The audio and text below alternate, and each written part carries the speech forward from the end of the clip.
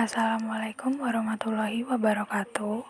Kami dari kelompok 6 akan mempresentasikan tentang sintaksis.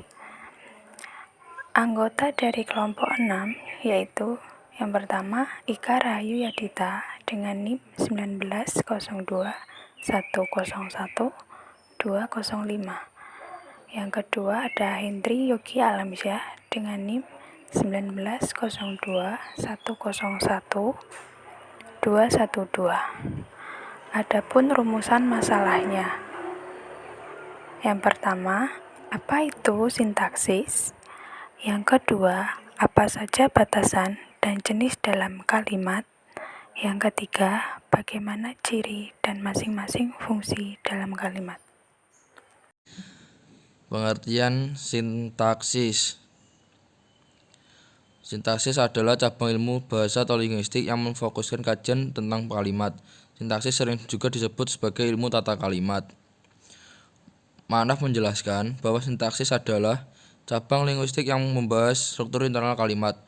Struktur internal kalimat yang dibahas adalah frasa, klausa, dan juga kalimat.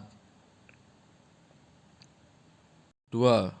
Batasan dan jenis dalam kalimat. Kajian sintaksis adalah struktur internal kalimat yakni frasa, klausa, dan kalimat itu sendiri. 1. Frasa. Frasa adalah gabungan dua kata atau lebih yang bersifat non-predikatif atau lazim juga disebut gabungan kata yang mengisi salah satu fungsi sintaksis di dalam kalimat. Contoh, bayi sehat, baju lama, dan tempat duduk. Wijono dalam kurung 2007 140 tutup kurung membedakan frasa berdasarkan kelas, yaitu ada frasa verbal, frasa adjektif, frasa pronominal, frasa adverbia, frasa numeralia, frasa interrogativa koordinatif, frasa demonstrativa koordinatif, frasa preposisional koordinatif. Yang kedua ada klausa.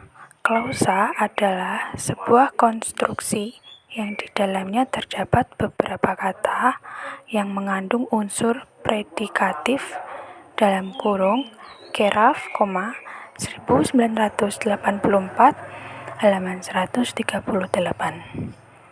Klausa berpotensi menjadi kalimat menurut Ma'naf 2009 halaman 13 menjelaskan bahwa yang membedakan klausa dan kalimat adalah intonasi final di akhir suatu bahasa itu. Menurut Wijono, klausa dibedakan sebagai berikut. Yang pertama, klausa kalimat majemuk setara. Yang kedua, klausa kalimat majemuk bertingkat. Klausa gabungan kalimat majemuk setara dan kalimat majemuk bertingkat. 3. Ciri dan masing-masing fungsi dalam kalimat. Kalimat adalah satuan bahasa terkecil yang merupakan kesatuan pikiran. Ma'naf lebih menjelaskan dengan membedakan kalimat menjadi bahasa lisan dan bahasa tulis. Dalam bahasa tulis, kalimat adalah satuan bahasa yang diawali oleh huruf kapital, diselingi atau tidak diselingi tanda koma, titik dua atau titik koma, dan diakhiri dengan lambang intonasi final yaitu tanda titik, tanda tanya, atau tanda seru. Selanjutnya, ciri-ciri kalimat. Wijono tahun 2007 halaman 147 menjelaskan ciri-ciri kalimat sebagai berikut. Yang pertama, dalam bahasa lisan diawali dengan kesenyapan dan diakhiri dengan kesenyapan. Yang kedua, sekurang-kurangnya terdiri dari atas subjek dan predikat. Yang ketiga, predikat transitif disertai objek, predikat intransitif dapat disertai pelengkap. Yang keempat, mengandung pikiran yang utuh. Yang kelima, mengandung urut logis setiap kata atau kelompok kata yang mendukung fungsi dalam kurung ada subjek, predikat, objek, dan keterangan. Disusun dalam suatu menurut fungsinya. Yang keenam, mengandung satuan makna, ide, atau pesan yang jelas. Yang ketujuh, dalam paragraf yang terdiri dari 2 kalimat atau lebih, kalimat-kalimat di dalam satuan makna pikiran yang saling berhubungan. Yang kedua, ada fungsi sintaksis dalam kalimat. Fungsi sintaksis dalam hakikatnya adalah tempat atau laji yang dapat diisi oleh bentuk bahasa tertentu menurut Manaf 2009 halaman 34. Wujud fungsi sintaksis adalah subjek atau S, predikat atau P, objek atau O, pelengkap atau pel, dan keterangan atau ket.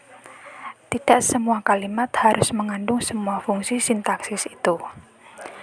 Fungsi sintaksis yang harus ada dalam setiap kalimat adalah subjek dan predikat, sedangkan unsur lainnya yaitu objek, pelengkap, dan keterangan merupakan unsur penunjang dalam kalimat.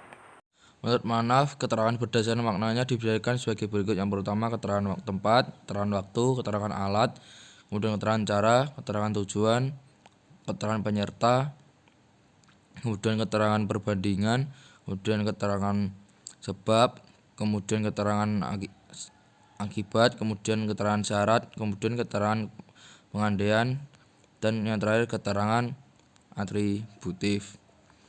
Sekian presentasi dari kelompok kami. Bila ada salah kata mohon maaf. Wassalamualaikum warahmatullahi wabarakatuh.